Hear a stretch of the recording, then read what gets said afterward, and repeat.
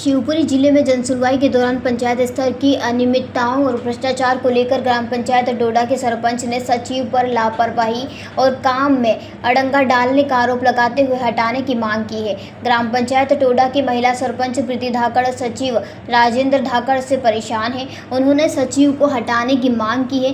कहा है कि सचिव गांव में नियमित नहीं आते हैं और शिवपुरी में ही रहते हैं। डोडा में टीटीएस योजना के तहत स्वीकृत निर्माण कार्यों का भुगतान भी सचिव ने रोक दिया है। सरपंच ने चेतावनी दी है कि 7 दिन में सचिव को नहीं हटाया गया तो सरपंच संघ और ग्रामवासी धरना प्रदर्शन करेंगे। क्या नाम है आपका? प्रीति धाकड़। कहाँ से आई हैं आप? टोड़ा। टोड़ा से? ग्राम टोड़ा से। हाँ। ग्राम टोड़ा में कौन है आप? सरपंच है। हाँ। यह आपको कलेक्टेड आने की जरूरत क्यों पड़ गई? हमें सचिव की शिकायत करनी है। क्यों सचिव क्या हो गया? सचिव हमें परेशान कर रहे हैं क्योंकि वो गांव पे आते नहीं है, गांव में टोड़ा में पंचायत में आते नहीं है, काम नहीं करते हैं और हमारी 2-3 फाइलें केस हो चुकी है, उनका भुगतान नहीं करा रहे हैं। मतलब आपका ये आरोप है कि जो सचिव है मनमर्जी कर रहा है और उसकी वजह से आपकी पंचायत में विकास कार्य नहीं हो पा रहे। हाँ। तो आपने कभी पंचायत के अधिकारियों को इस मामले की शिकायत दर्ज कराई है?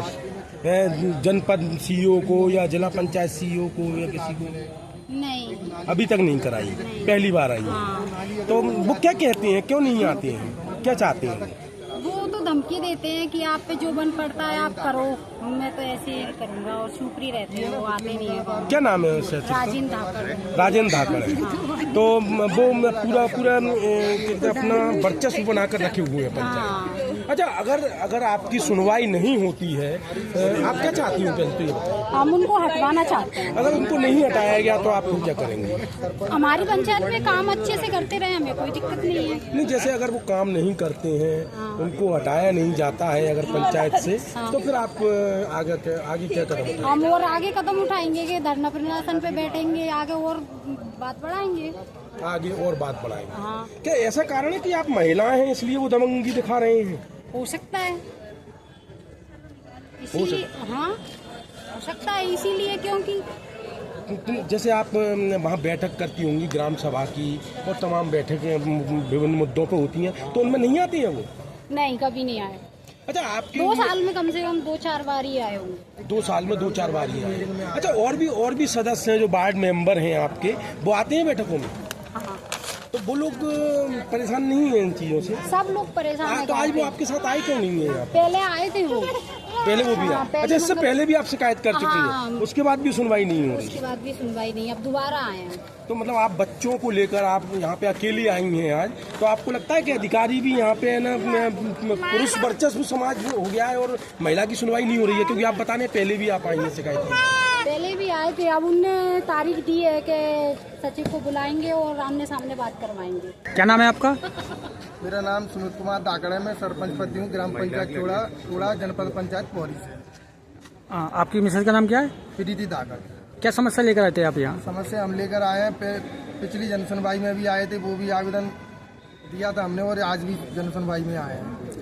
सेक्रेटरी पंचायत में आता नहीं है, ग्रामीणों के कार्य होते नहीं हैं, जैसे कि जन्म मृत्यु प्रमाण पत्र, संबल योजनाओं के, कोई आदिवासी मर जाता है तो उनके लकड़ियों के पैसे वगैरह की समस्या आ रही है ग्रामीणों को।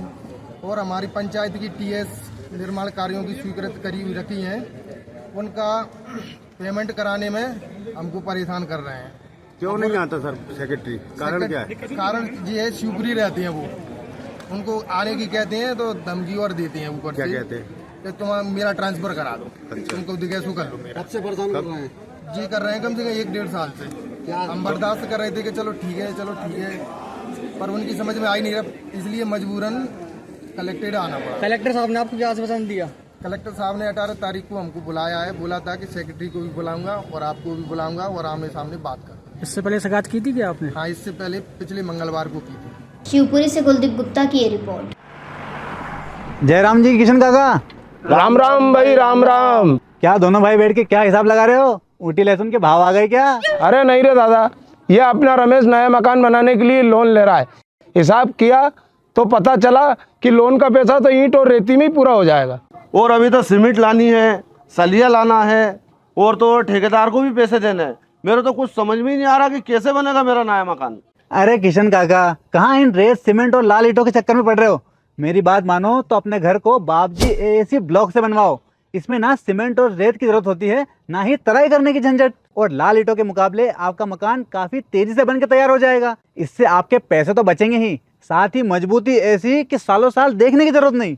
और इससे आप अपना मकान ही नहीं, कुएं और खेत की बाउंड्री वॉल भी बनवा सकते हो, जिससे रोजड़ों की समस्या भी खत्म हो जाएगी। वाह भाई, ये तो कमाल की चीज है। फिर तो मैं अपना घर बाबजी ब्लॉक से ही बनवाऊंगा। और मैं अपने खेत की बाउंड्री वाल। ज्यादा जानकारी के लिए स्क्रीन पर दिए गए नंबर पर अभी कॉल करें। बाबजी एएससी ब्लॉक्स, स्टील से मजबूती।